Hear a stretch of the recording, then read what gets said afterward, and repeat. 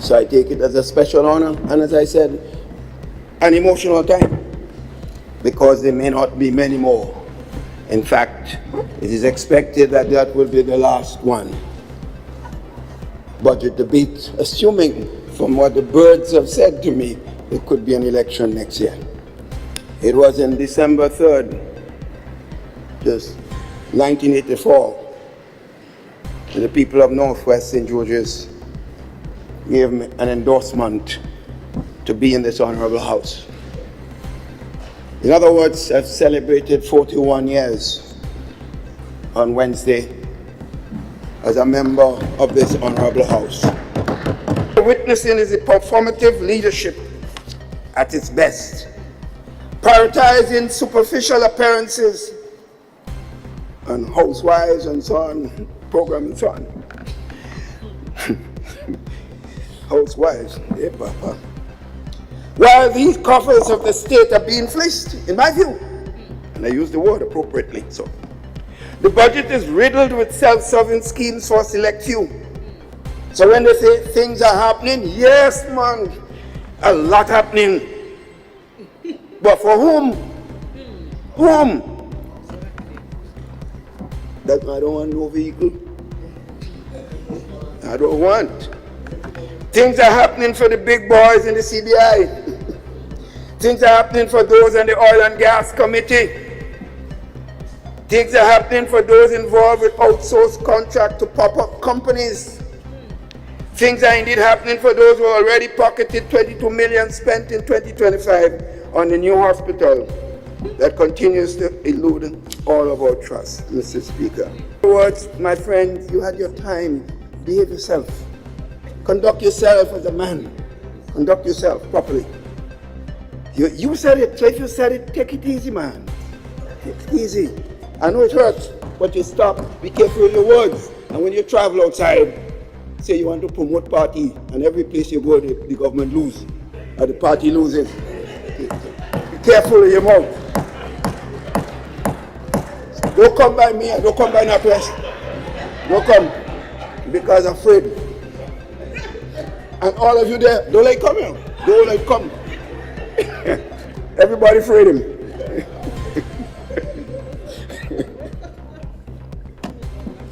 Oh God, yes.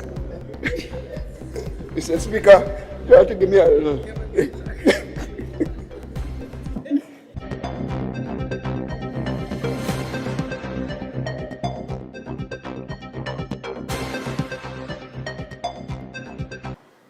Thank you, Mr. Speaker, for this very special opportunity.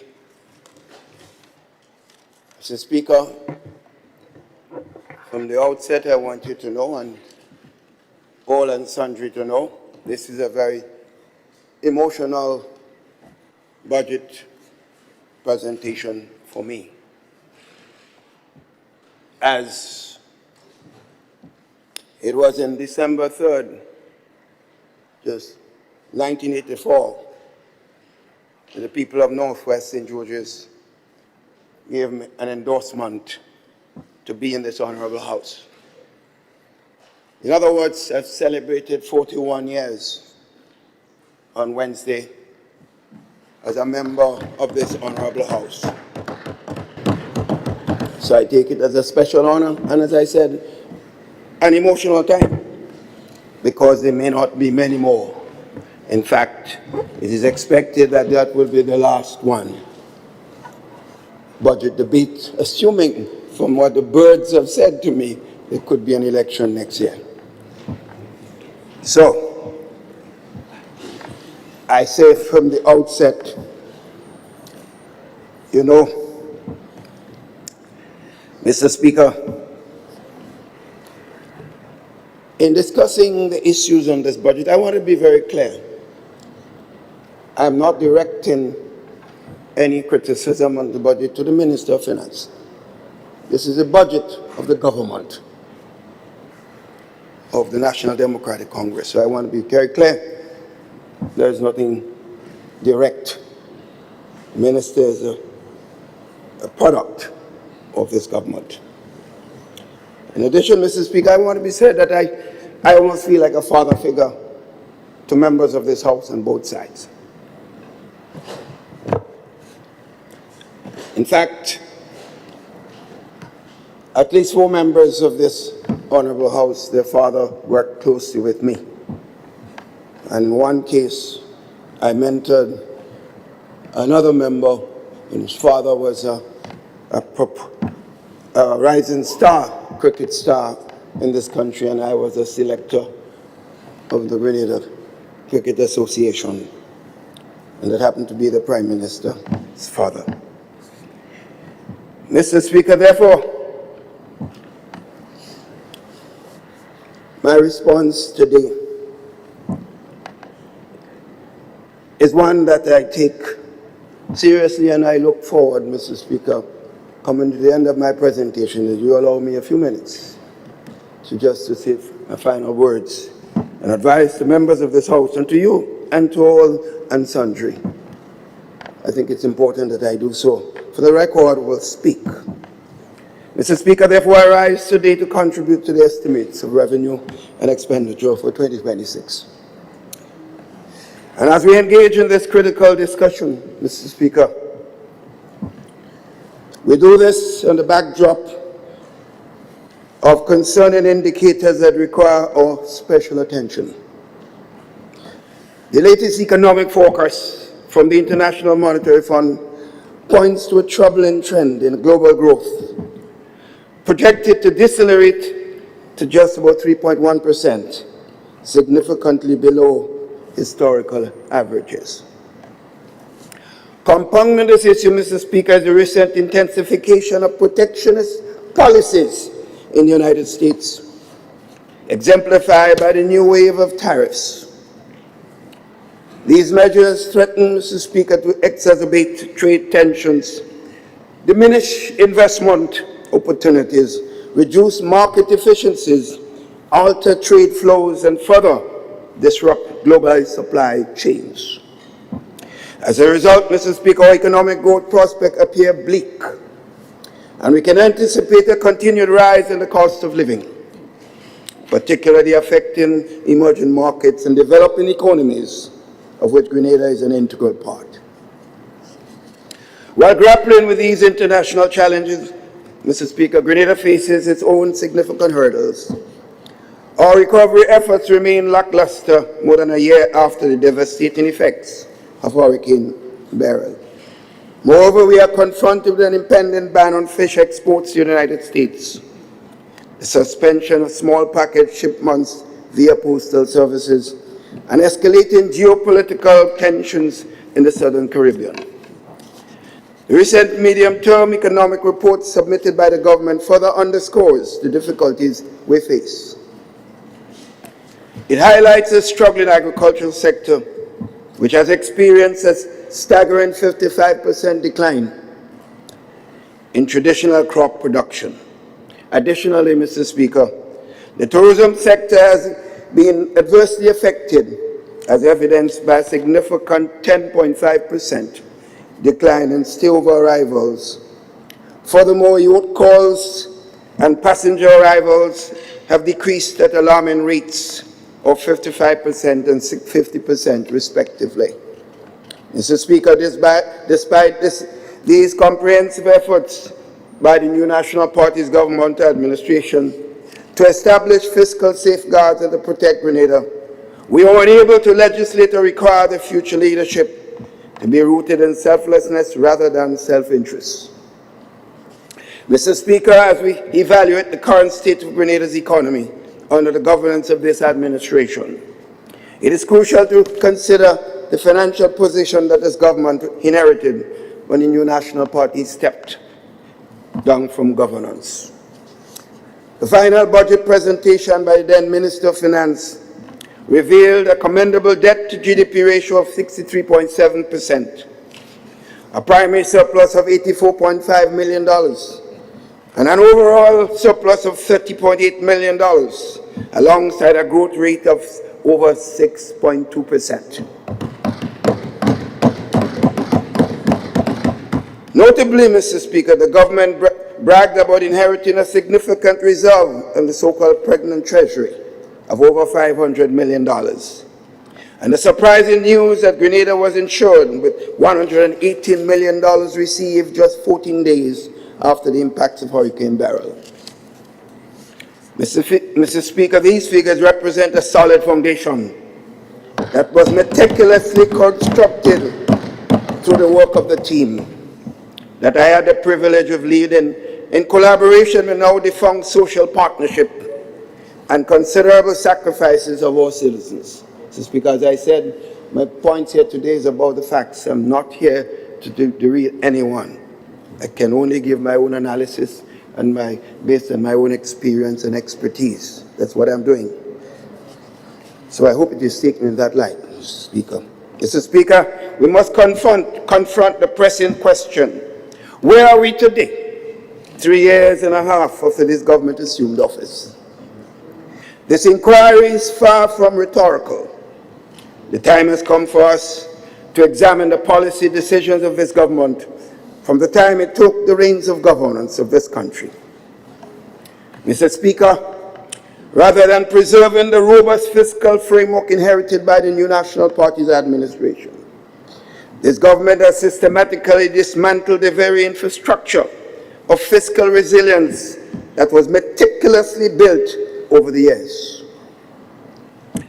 They have repealed and replaced the Fiscal Responsibility Act, and I warned against this.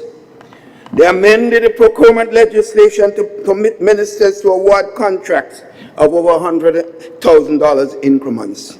I did mention to the Prime Minister that was a mistake. He said he could handle it. And have modified the Public Finance Management Act to allow the government to borrow from state-owned enterprises. Mr. Speaker, additionally, they reduced the contingency fund, that was supposed to be there to deal with any future problems, from 40% savings to 10% of the CBI financing under the National Transformation Fund. These are just the facts. What the implications of it has to be seen, understood by everyone. Mr. Speaker, coupled with the damage of the legislated underpinning of the fiscal resilience framework, the government embarked on a reckless spending spree that funds a lavish lifestyle for ministers and their associates, all at the expense of the Grenadian people. The actions taken immediately after 2022 election marked the beginning of a troubling trend. The government raised travel allowances for ministers from $6,000 to $2,600, an astonishing 330% increase. Simultaneously, they eliminated the 25% reduction on the non-fuel charge for electricity. I wonder why electricity is as high as it is today.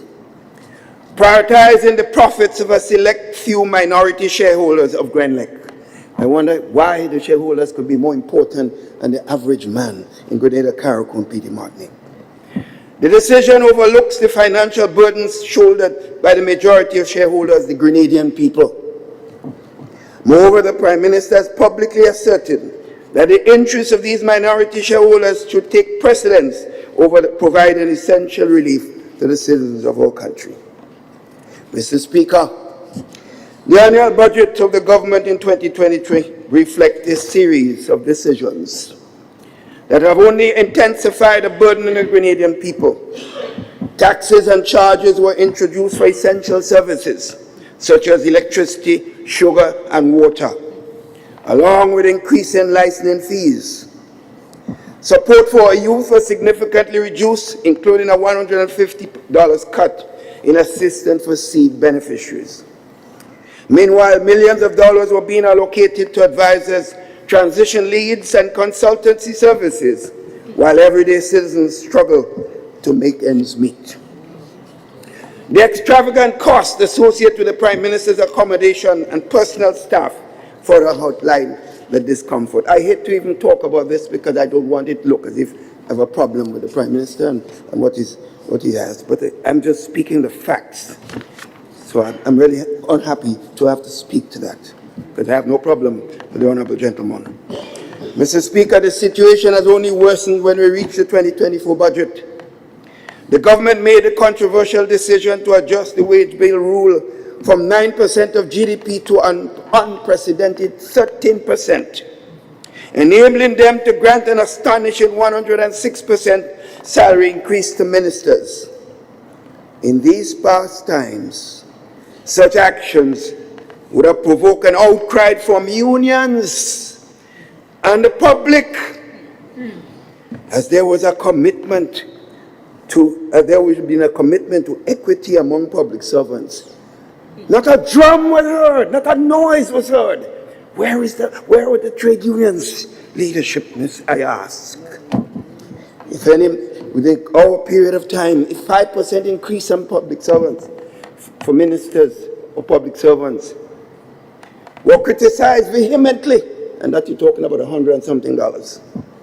Yet today, as this administration offers public servants a measly 3% increase on average, there is little or no backlash from those who should be championing the cause for fairness. I worry. It's my final one, but I worry. Mr. Speaker, this government has not only prioritized its own financial benefit, but also manipulated the rules to ensure its extravagant pay increases come at the cost of those who serve the public. Furthermore, Mr. Speaker, in 2024, the travel budget saw a troubling 115% increase. The Prime Minister's travel expenses alone ballooned to an astounding $5 million over just 2 years. Additionally, more than $82.5 million has been funneled to dubious companies under the Ministry of National Security, accompanied by massive project costs, overruns, and the misallocation of funds that were intended to provide critical relief. Mr. Speaker, to date, the government's spending on Hurricane Barry relief has escalated, it said, that's the numbers given, to a staggering $215 million. Yet, fewer than 50 build-back houses has been completed. $215 million. Do a little division, Mr. Speaker, and you'll see what's the cost, average cost of a house. Farmers and fishers are still waiting for the promised support. Hardware stores remain unpaid, and an alarming number of our citizens continue to lack adequate housing solutions. Mr. Speaker, the Chinese gave us houses. It was negotiated by myself and our deceived brother, may his soul rest in peace, from Carriacou, Elvin Nimrod. And it was said the houses were meant for the poor people, basically grant support for the poor people of the country, with a little to be given that they had to make contribution for electricity and water. Today I heard that some of the houses were sold and they were $12 million. So they got to go on completely against the promise that we made to the people of China for those houses. Yeah. But the only good thing is the government is honest enough to say exactly what it did. So either we accept it or we do something to change it, change at least the mindset. So, as I said, it's good that it's been very honest.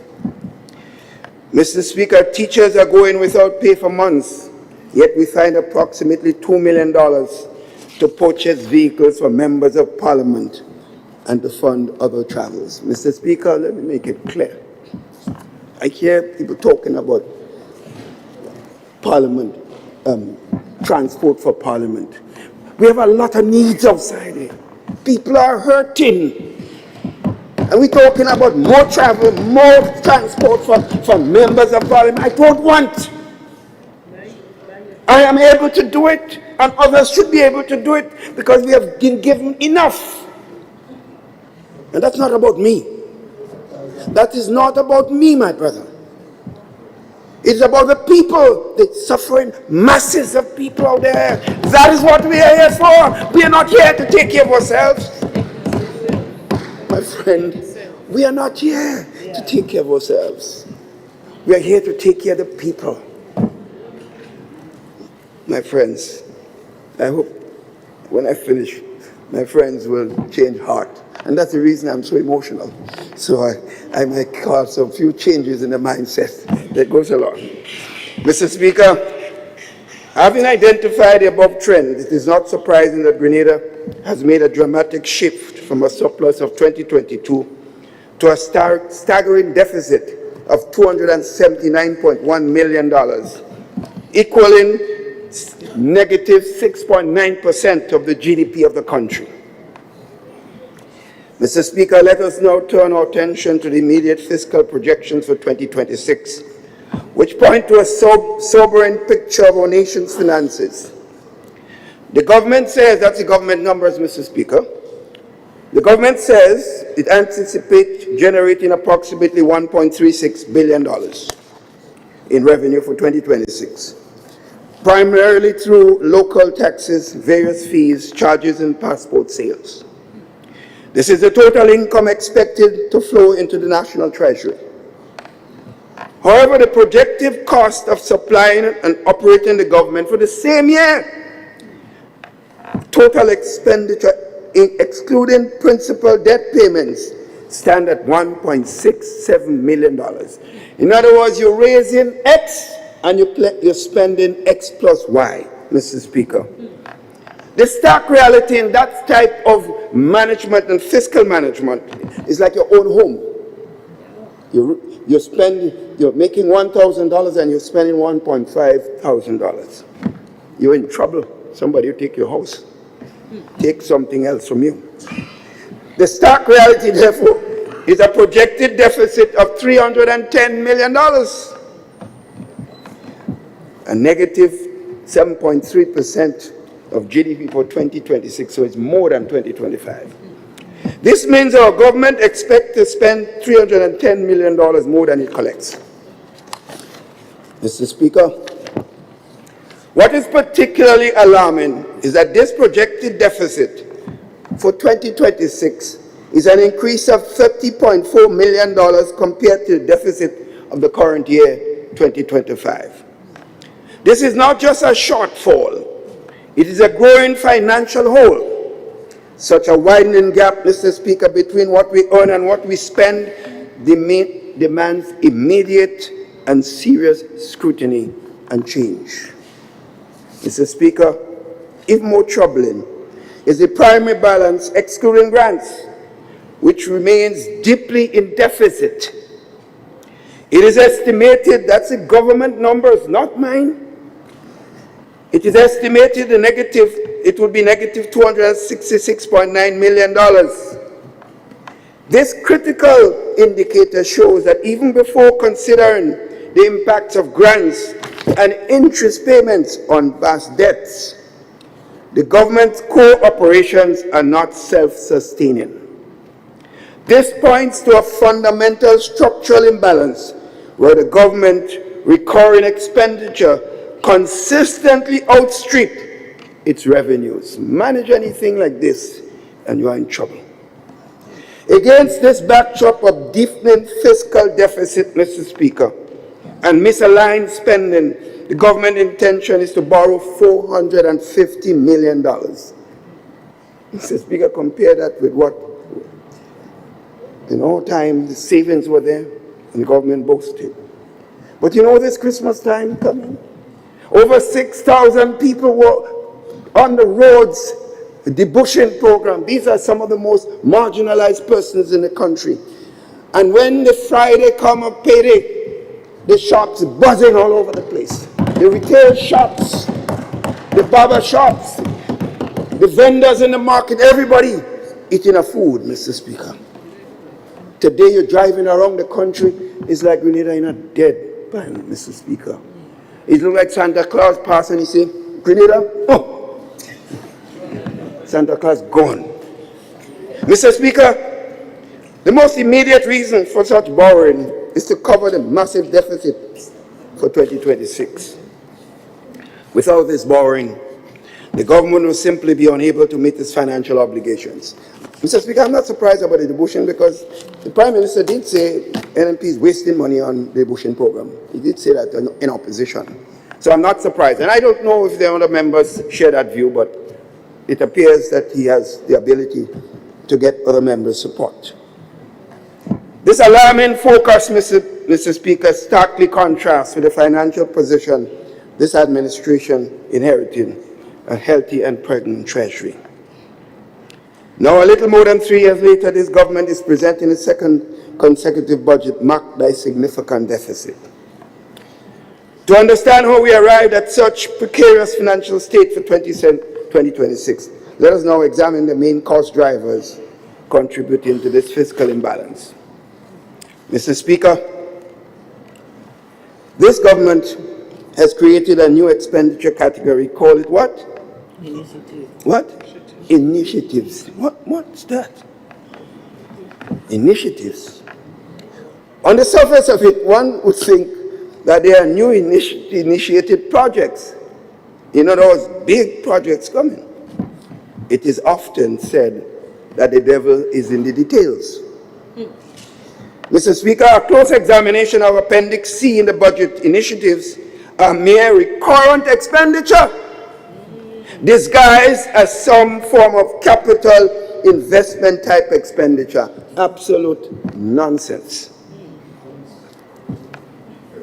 Call it what it is. It is recurrent expenditure and put it in the estimates. Yes. New initiatives, what? This new classification of initiatives only serves to obscure recurrent expenditure on the guise of investments. According to Mr. Speaker, it is safe to say that recurrent expenditure increased by $192 million, while capital projects were reduced by $126 million. Mr. Speaker, your budget is supposed to show a serious increase in capital expenditure. That's where in productive sectors, job creation and investments come from. The economy will grow based on those expenditure. Mr. Speaker, the bulk of the increase is concentrated in a few ministries. Name them.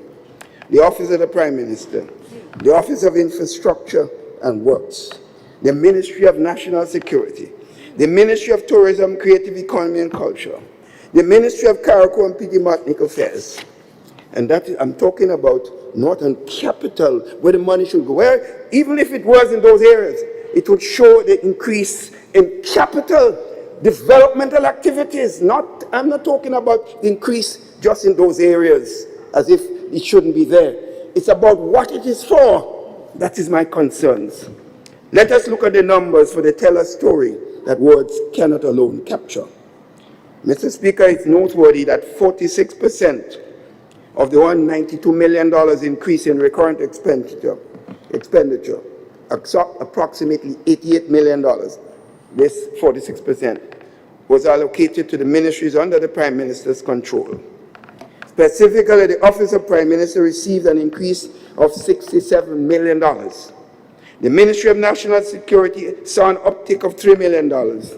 And the Ministry of Works was granted an additional $18 million. Remember, I said, it is not that the money was there, it's what it is meant for.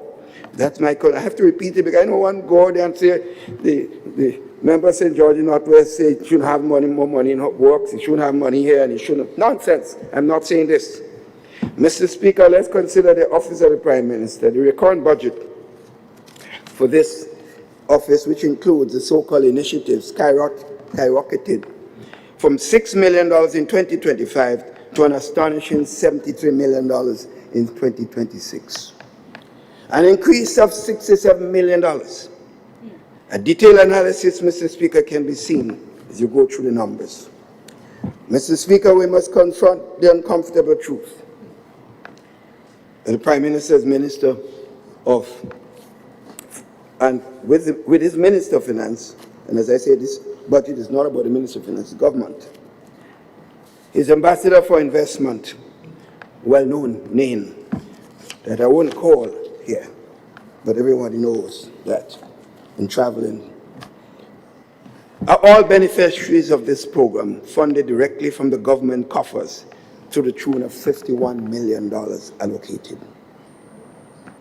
Mr. Speaker, the Prime Minister particularly wields the power to approve CBI applications submitted by his agencies. So it should be clear that we should see nothing there where anyone associated with the Prime Minister, those in the office, been involved directly. That's how it should be, and including the Prime Minister. But, Mr. Speaker, it is sad to say that is not necessarily the case. Mr. Speaker, let us take a closer look at the Ministry of Infrastructure, where there's an $18 million increase in recurrent expenditure. Notably, 61% of that increase, $11 million, is earmarked as a contribution to the Oil and Gas Committee, chaired by a former leader of the National Democratic Congress, whose name I wouldn't call, anybody should know. In other words, as I said, it's not that the money was there, it is what it is for. I want to repeat over and over. This raises some serious questions. What is the purpose of these funds? What goods and services are we seeking to acquire? Is the committee a paid grouping? Why should the funds be sent to a committee packed with the politically exposed persons and not managed by public officials within the ministry or department of government? Yes, we can laugh. Sometimes when you want to cry, you laugh. Mr. Speaker, while members of the NDC benefit from such hefty allocations to manage, the capital budget of the ministry has suffered a significant cut of $34 million. Where the money is supposed to go, it's been cut. All while our infrastructure continues to deteriorate. You just go around the country and you can see the state. Mr. Speaker, look at our roads. Our drivers are complaining all over the place, Mr. Speaker.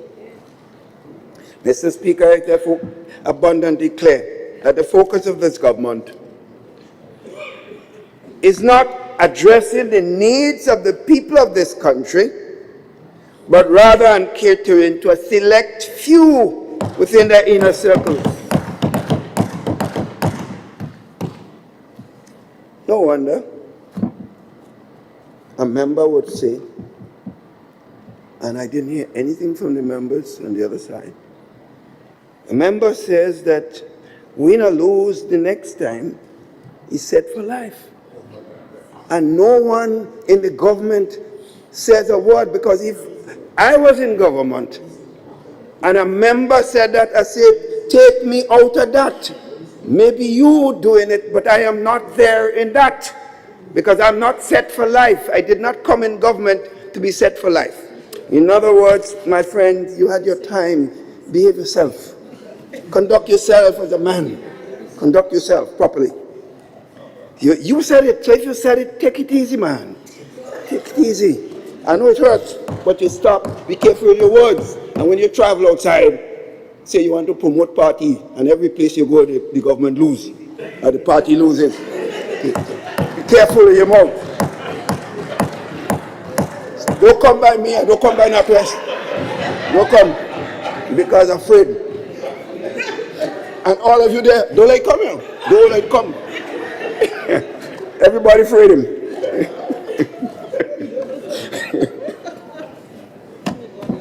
Oh God, yes. Mr. Speaker, you have to give me a little. Mr. Speaker, another area of significant increase in the current expenditure is within the Ministry of Tourism. The ministry has witnessed a troubling increase of $15 million. And as I said before, it's not the increase because if you invest in tourism and in the production of tourism activities, then that's no problem. In fact, you could give much more. But a staggering $12 million is allocated to unknown agencies. I don't know what the agencies do, so I can't comment, but I just worry and concern. It has become a notorious playground, Mr. Speaker, that area, for the deputy Public Relations Office of the National Democratic Congress, where services are creatively outsourced, no pun intended, to the so-called office without doors and walls. And expenditure on these outsourced services are projected to double in 2026. In other words, my concern is not the money going to tourism. What a part of tourism, what aspect of tourism is being spent on? Mr. Speaker, this government appears to be more concerned with Instagram moments than with making genuine impact. They're very good at, I must say, they're very good at social media. I can't match them there. They do a very good job there, Mr. Speaker. We have seen polished 3D models posted online, look pretty. But real progress is seriously lacking. What we are witnessing is a performative leadership at its best, prioritizing superficial appearances and housewives and so on, program and so on. Housewives, yeah, Papa. While these coffers of the state are being fleeced, in my view, and I use the word appropriately, so. The budget is riddled with self-serving schemes for select few. So when they say things are happening, yes, man, a lot happening. But for whom? Whom? That I don't want no vehicle. I don't want. Things are happening for the big boys in the CBI. Things are happening for those in the Oil and Gas Committee. Things are happening for those involved with outsourced contract to pop-up companies. Things are indeed happening for those who already pocketed 22 million spent in 2025 on the new hospital that continues to elude all of our trust, Mr. Speaker. A lot is happening, Mr. Speaker. Mr. Speaker, while there are inflated allocations designed to further the nests of privileged few closely aligned with the government, nothing more significant is happening for the people of Grenada. Key areas in the budget that directly affect the average man on the street have been neglected. Mr. Speaker, let me begin with the Ministry of Health, which the member for St. George's Southeast has recently just finished speaking on. As long as you live on this island, Mr. Speaker, you are likely to have to rely on the healthcare system. All of us do. Even some of us may be able to travel. The fact is, something may happen, you have no choice but to get the first touch of attempt at you solving your health problems right here. So all of us have to be concerned. I will be the first to admit, Mr. Speaker, that it was not perfect under the NNP administration or any other administration in the past. Health has always been an issue. In fact, not just in Grenada, almost every country in a general election, the government of the always get leaks concerning the present state of healthcare. And the United States, you know this, one of the major issues in election, even in the United States, that have the resources. Healthcare has become a major issue. But, Mr. Speaker, although it was not great under the NNP, we diligently worked to improve it year after year. However, the current Minister of Health is on the record as stating that this government has not made any improvements to the healthcare system. He said that some time ago. And it has been widely reported that it has, in my view, deteriorated since this administration took office. While the government has consistently touted healthcare as a cornerstone of its administration, the reality tells a very different story. The government has presented the nation with a staggering $22.2 million cut to the health budget, impacting critical areas such as supplies, maintenance, and equipment, essential components of a functioning healthcare system. How can, therefore, Mr. Speaker, the government claim to prioritize health while simultaneously slashing the budget and failing to deliver on many of their promises? This illogical approach reveals a glaring disconnect between their rhetoric and actual actions, Mr. Speaker. As it stands today, Mr. Speaker, the government The Grenadian people, Mr. Speaker, have not witnessed any tangible progress, for the purported expenditure of $22 million. Things may be happening for those working behind the curtains of this project, but not for the healthcare system, Mr. Speaker. Mr. Speaker, another area facing significant cuts in the Ministry of Social Development is the Ministry of Social Development, specifically within social services, which has experienced a cut of $15 million in a time of hard time that even the government admits that things are tough. I am not surprised by this, as we have witnessed the actions of this government during the first reading of the budget, when they promised to retain $150 support, but then removed it, Mr. Speaker, from the seed beneficiaries. They returned it with a deceptive offer, only providing a mere $50 increase.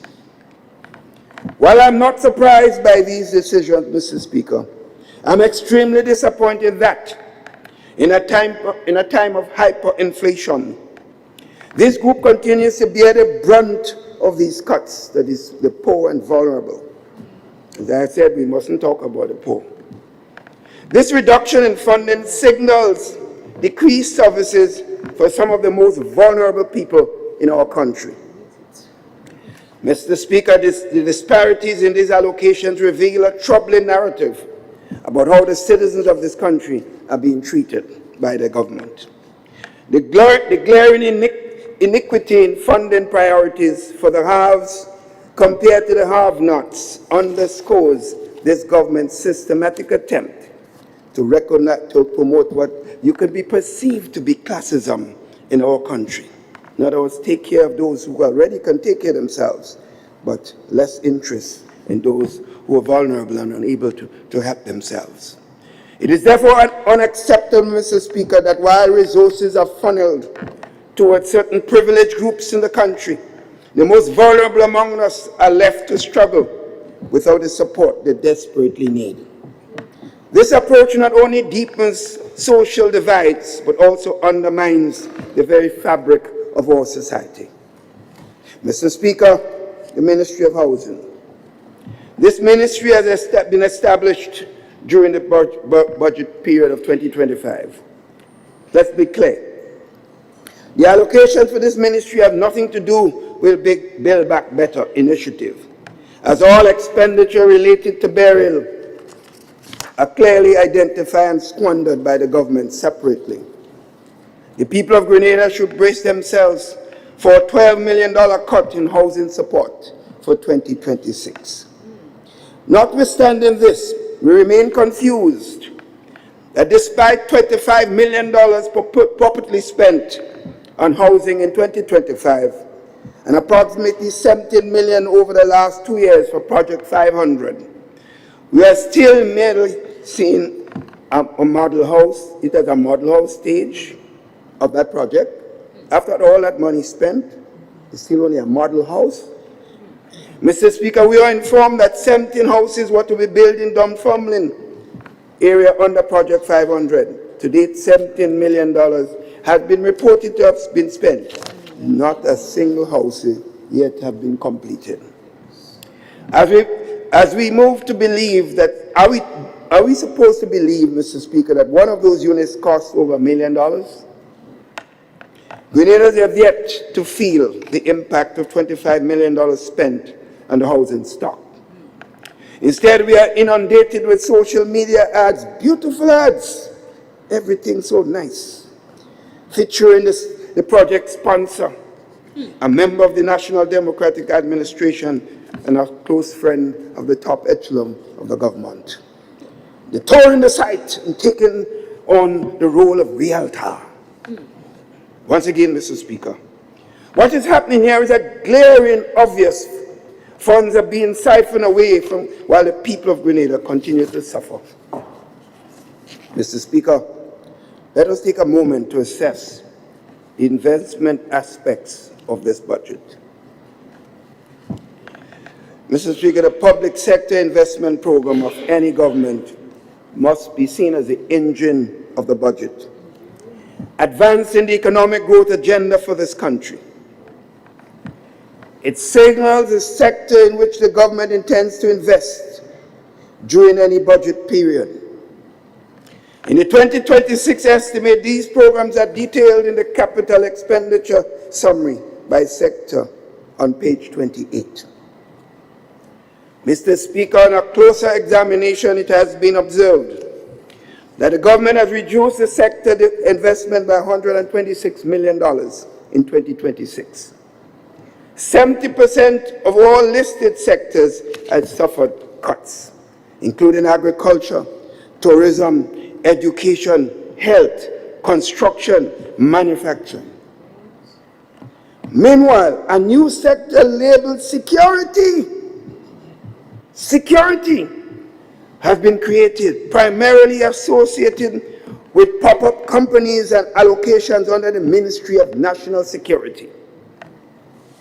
Mr. Speaker, how are we expected to dig ourselves a way out of the deficit we have found ourselves without investing in the productive sectors of the country? In other words, you cut in the productive sectors, but you expect that you'll grow the economy.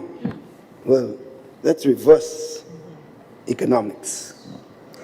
During last year's presentation, Mr. Speaker, the deficit was dismissed as a myth. That's what they've said.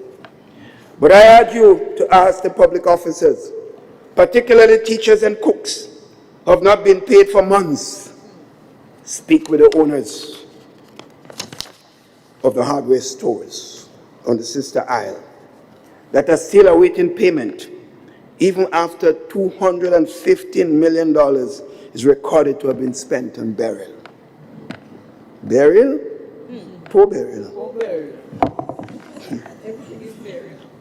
Perhaps you can also hold discussions with the many contractors who are still awaiting payments from this government. Mr. Speaker, as I move to conclude and not put you on the spot to ask you for too much more time, I'd like to conclude my contribution to this critical debate on the estimates of 2026. To say the picture that emerges is deeply troubling.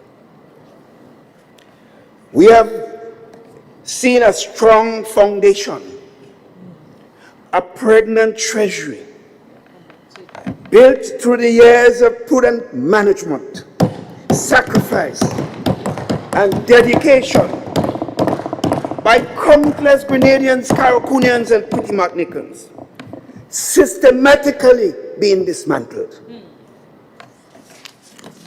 The hard-won surpluses have been evaporated, replaced by alarming deficits, unsustainable borrowing, and a clear shift of focus from national well-being to personal enrichment. That's 15 minutes, right? Good. For over 4 decades, Mr. Speaker, as I said, this is a very emotional time for me. For over 4 decades, Mr. Speaker, I have had the profound privilege of serving the people of Grenada in this esteemed parliament. Mr. Speaker, I entered public life not for personal gain, but driven by an unwavering belief in the potential of this beautiful nation. Mr. Speaker, in 1984, when I heard the call to return home, members of my own university, where I was a professor, the chairman of my department, may the Lord bless his soul, died just a few months ago, Dr. Donaldson, said, Keith, you're crazy. Are you sure you know what you're doing? Because I had to resign, Mr. Speaker. I said, Jim, I'm not even absolutely sure. Family does not support it. My friends don't support it. They thought I was crazy because everyone knows what Grenada was like in 1983. It was chaos. You came home and people, instead of people talk to you, they were crying on your shoulder. Everybody lost some friend at the fort. So it was a tough time. And to me, yes, I did it, but I really myself was scared because I didn't know what was to come. No one could be thinking of being in office because there was nothing like parliament, there was nothing like a party, there was nothing. My journey, Mr. Speaker, and indeed the journey of many who came before me, was guided by the simple yet profound principles of service above self. We understood, Mr. Speaker, that leadership was a sacred trust, a call to sacrifice, integrity, and humility. Humility. You know, we are bigger than anybody else. Not an opportunity to line our pockets or those of favored associates. So I can talk, because everyone knows I was independent, and I'm less so today. I'm less so today, no matter what you hear. I'm less resourced today than I was in 1984. But I'm a happy man. I'm a happy man, Mr. Speaker. I feel satisfied with myself. All I want is to see my country move forward.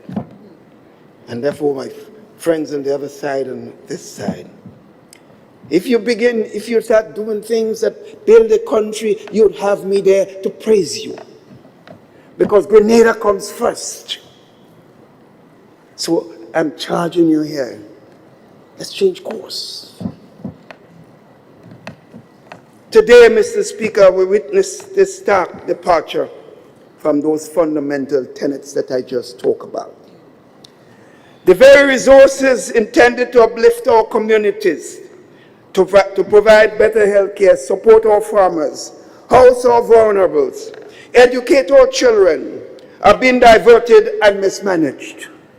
This budget sadly exemplifies a tragic slide into self-service, disguised behind euphemisms and new classifications. Mr. Speaker, let me speak plainly to those who now hold the reins of power, and in fact talking to all of us, our own selves.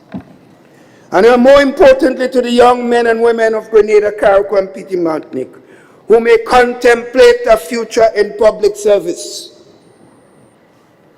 Do not enter this arena, my brothers and sisters, if your primary ambition is your wealth. It's a wrong place. Politics is a wrong place to think of getting rich. You may end up destroying yourself or end up broke. You have to find a medium. Do not seek these high offices if your aim is personal aggrandizement. Politics at its heart is about people. It demands sacrifice, not privilege, accountability, not otherwise. And a genuine, unwavering commitment to the common good, not to the narrow interests of a select few. The trust of the people, Mr. Speaker, is the most precious commodity a government can possess. If it's squandered for self-enrichment, it's exceedingly difficult to regain. We must return to a governance where every dollar spent is a dollar invested in the future of Grenada. You will not be perfect. We were not perfect either. But that has to be our aim, Mr. Speaker, as we go forward. Grenada deserves the best. Our people deserve leaders, all of us, who embody the spirit of self-sacrifice and dedicated service. I have no doubt that with a renewed commitment to integrity and a true focus on the welfare of the Grenadian people, our nation can once again reclaim its path to prosperity and ethical governance. This is not merely, Mr. Speaker, an economic imperative. It is a moral obligation to future generations. Mr. Speaker, therefore, before I close, let me register my gratitude, a special gratitude to the people of Northwest St. George's, Mr. Speaker, for the unwavering trust and support they have bestowed upon me for over 41 years, Mr. Speaker. Their faith in me has allowed me the privilege to serve as their representative in Parliament, a role that I have embraced with both pride and humility. Mr. Speaker, from 60% support in 1984 to 91% support in 1999, and the lowest afterwards of 80% in the last general elections. How could anyone ask for more from people? I am your humble servant. And as I step out from the stage, Mr. Speaker, they should be assured I ain't going anywhere. I will be there in another capacity. Another capacity. Who want advice, I am prepared to give it. I did offer the present Prime Minister after the election, and he said he thanked me and he would call me. And the next thing he said, he get a call from the former Prime Minister and wanted him to know that I call him, he didn't call me. I said, what a pettiness. I have to say it because it's important. It's important to say it, because that's not what you do. I offered advice because my country, I say, no political advice. None. Each election has not just been a contest, but a reflection of our shared journey, our collective hopes and dreams for our community. Throughout the years, I've listened to their concerns, the people of Northwest. I've celebrated their successes and mourned their losses. Together, we have weathered the storms, celebrated milestones, and built a community anchored in resilience and hope. Their support has been a continuous source of inspiration, urging me to strive for better, not just for Northwest, but better country, Mr. Speaker. I am grateful for the countless conversations that we shared, the lessons I learned, and the enduring relationship forged. It is their stories of hardship and triumph that fuel my passion for public service. I remain their humble servant, Mr. Speaker. The country and the world know of me as I have traveled the halls of all over the world, meeting the highest and the lowest. And it was because of the people of Northwest. Mr. Speaker, to my brothers and sisters in this honorable House, as I said, it's expected that this will be my last budget presentation. As I said, do not take anything I say personally. If I said something like, well, forgive me, that was not the intention. I just trying to be me and how I feel. Don't take it personally. I just want you to know this. Nothing personal. I wish all of you success, because if you succeed, it means Grenada succeeds, sisters and brothers. Mr. Speaker, therefore, I want, as I close, 5 minutes, I turn to my colleagues here who accepted the mantle of leadership of our noble party, to say that she has handled herself and made me proud of the last budget response. The class. Honorable Member, you have 5 minutes. Go ahead. Thank you, thank you. The class, the empathy, the love I see made me proud. She's not perfect. No one is. I wasn't myself. And I continue to provide the support that I will continue to give her. And to all my colleagues here on this side of the House. And I would also, my friends, anyone on the other side, call me when the time is sweeping and my service is over, when the election is called, because my name would not be in any election manifesto. I am prepared to serve and to help in whatever capacity, my Speaker. And to you, Mr. Speaker, to the clerk, the members of this House, to all and sundry, I say to you that I have been to the mountaintop, Mr. Speaker. I have been to the mountaintop, Mr. Speaker. I have seen it all. I have failed. I have succeeded. I have fallen down and I have gotten up.